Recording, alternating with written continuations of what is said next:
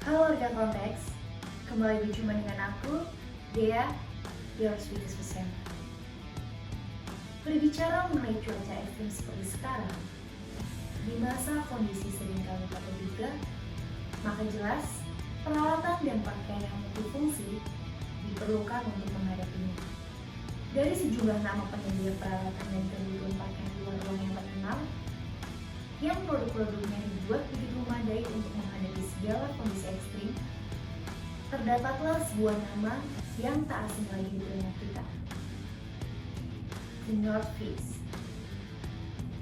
Jika di alam liar, salah arah dan salah lokasi bisa membawa petaka, maka justru berbeda dengan The North Face, yang justru perjalanan bisnis merek ini dimulai dengan salah lokasi hingga bergonta-ganti pemilik. Bersama aku, Dea, mari menjelajah ruang dan waktu dan berpetualang dalam lika-liku kisah The North Face.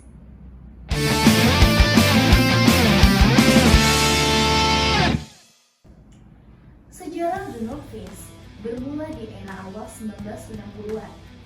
Pasangan suami istri Douglas Tompkins dan Susie Bell memprakarsai berdirinya The North Face. Musababnya, kedua orang ini sangat jatuh cinta dengan berbagai kegiatan outdoor seperti mendaki gunung, panjat tebing, hingga ski.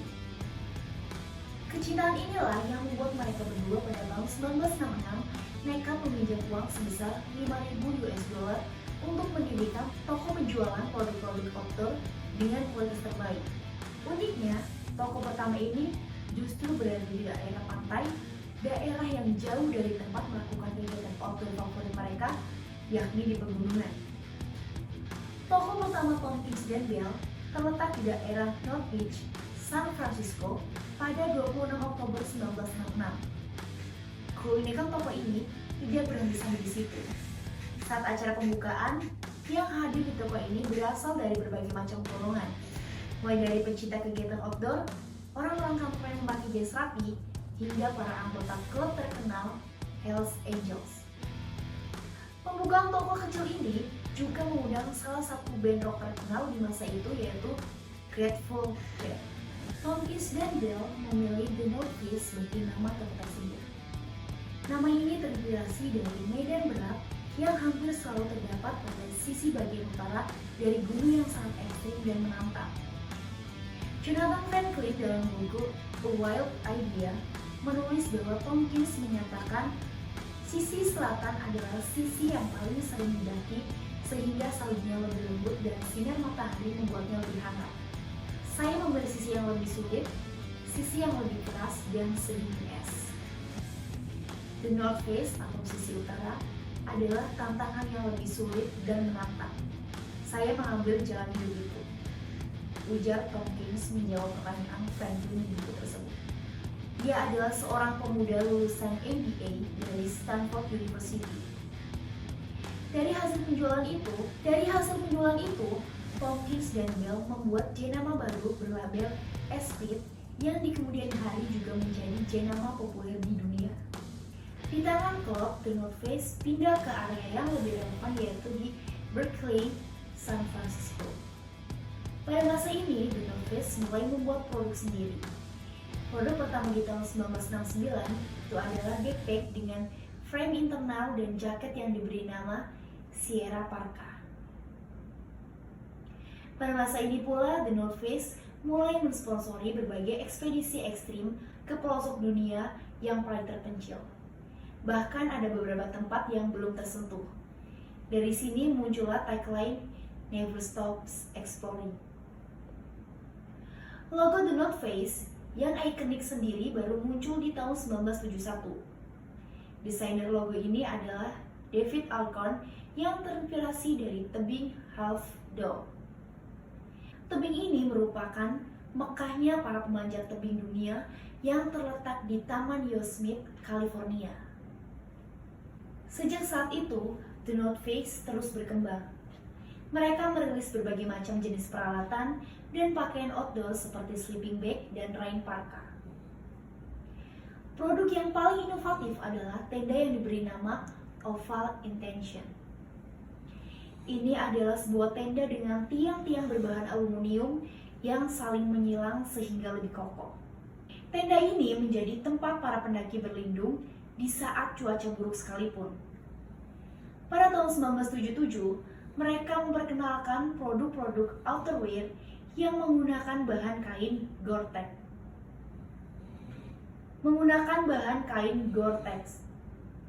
Ini adalah bahan kain ringan yang memiliki sirkulasi udara baik, anti air, dan tahan angin. Berkat inovasi-inovasi ini, reputasi The North Face semakin kinclong di kalangan pencinta kegiatan outdoor. Tidak berhenti sampai di situ, pada tahun 1983, The North Face mengakuisisi pabrik pembuatan pakaian ski di Glasgow, Skotlandia. Di tahun yang sama, The North Face juga mulai mengedarkan produknya di pasar Eropa.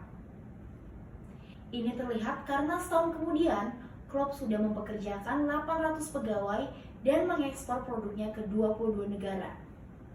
Mereka juga memberikan lisensi pembuatan produk untuk perusahaan-perusahaan dari Jepang, Kanada, dan Australia. Tercatat penjualan The North Face sepanjang tahun itu mencapai 40 juta US dollar. Tetapi tidak ada bisnis yang mulus begitu saja. Manajemen The North Face ternyata masih tergagap dengan perkembangan pesat mereka sendiri. Hampir semua produksi di pabrik kerap molor dari jadwal. Misalnya, produk yang seharusnya diedarkan pada saat musim dingin ternyata baru jadi pada musim panas. Begitu pula sebaliknya. Hal ini membuat produk The North Face banyak yang tidak terjual sehingga stok mulai menumpuk di gudang. Untuk mengatasi penumpukan barang, manajemen memutuskan untuk menjual produk mereka dengan harga diskon. Inilah awal kejatuhan pertama The North Face. Sebab, kendati menginginkan produk The North Face, konsumen menahan diri untuk membeli dan menunggu hingga tersedia di outlet dengan harga diskon. Akibatnya, Klopp terpaksa harus menjual brand ini ke Bill Simon Odyssey Holdings pada 1988. Di tangan bos baru ini, The North Face mulai bangkit kembali. Mereka menggunakan model bisnis baru, yakni menutup semua outlet. The North Face juga mulai bekerja sama dengan pabrik lainnya. Tujuannya agar tidak bergantung kepada pabrik mereka sendiri yang sering overload dan mengakibatkan telat produksi. Masuk ke periode awal 1990-an nih. Penjualan kembali membaik. Kabar baik lainnya, produk-produk The North Face mulai diadopsi oleh para pegiat subkultur hip hop di New York yang saat itu menjadi trendsetter para remaja. Beberapa rapper seperti Notorious Big hingga Wu-Tang Clan terlihat memakai produk-produk dari The North Face. Biggie dari Notorious Big memakai seri jaket The North Face yang saat itu sangat populer, yaitu The Noobs, yang rilis pada tahun 1992. Sementara dalam video klip Wu-Tang Clan yang berjudul Method Man, terlihat jaket model Step Tech rilis di tahun 1991. Saat tengah menikmati manisnya penjualan, lagi-lagi masalah merundung The North Face.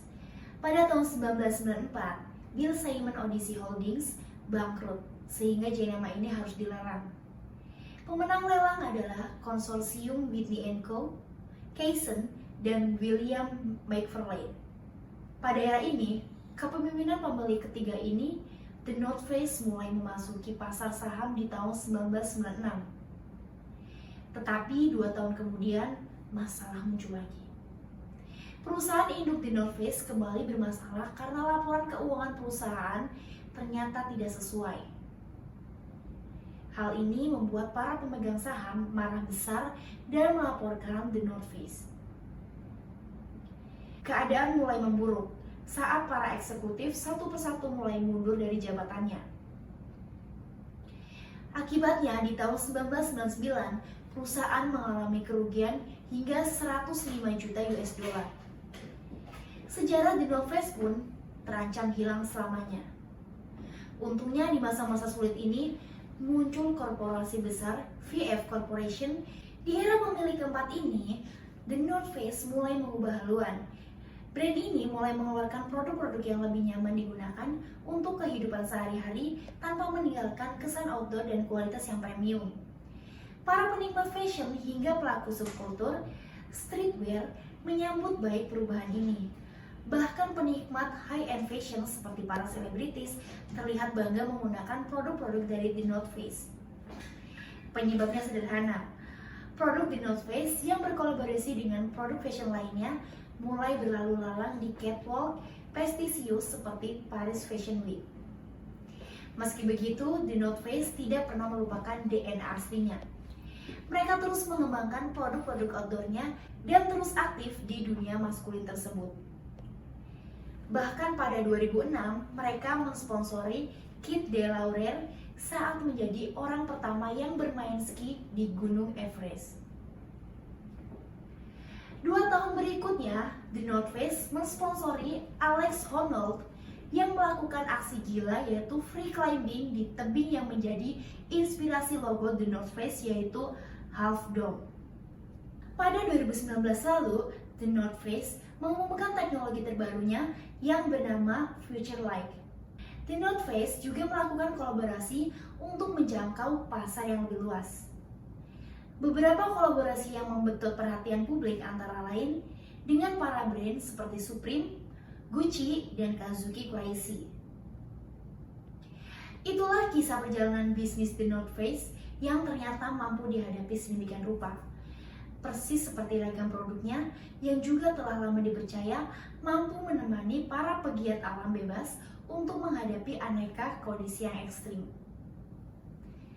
Pertanyaannya, bagaimana dengan kalian semua warga konteks? Perlengkapan apa yang sudah kalian persiapkan untuk menghadapi cuaca yang ekstrim seperti sekarang? Atau jawabannya, apa yang sudah kalian siapkan untuk menghadapi pertanyaan ekstrim yang saat ditanya waktu lebaran nanti? Kapan kawin?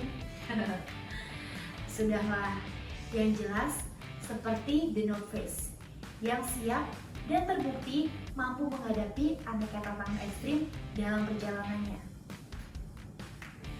Pastikan tanggal 14 Februari nanti, kalian juga memilih pemimpin yang tangguh dan tidak membawa kita serta bangsa ini ke arah yang salah.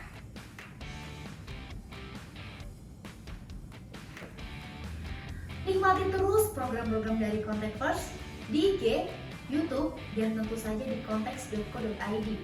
Ada Kontekspedia, Konteks Trivia, di luar konteks, Konteks on the spot, Sipalkon, dan tentu saja Konteks Story. Jangan lupa like, follow, dan subscribe ya. Aku Dea, sampai jumpa di kisah-kisah lainnya. Pesanku cuma satu, jika kau berdoa meminta hujan, pastikan kau juga siap dengan banjir dan lumpurnya juga. Dadah!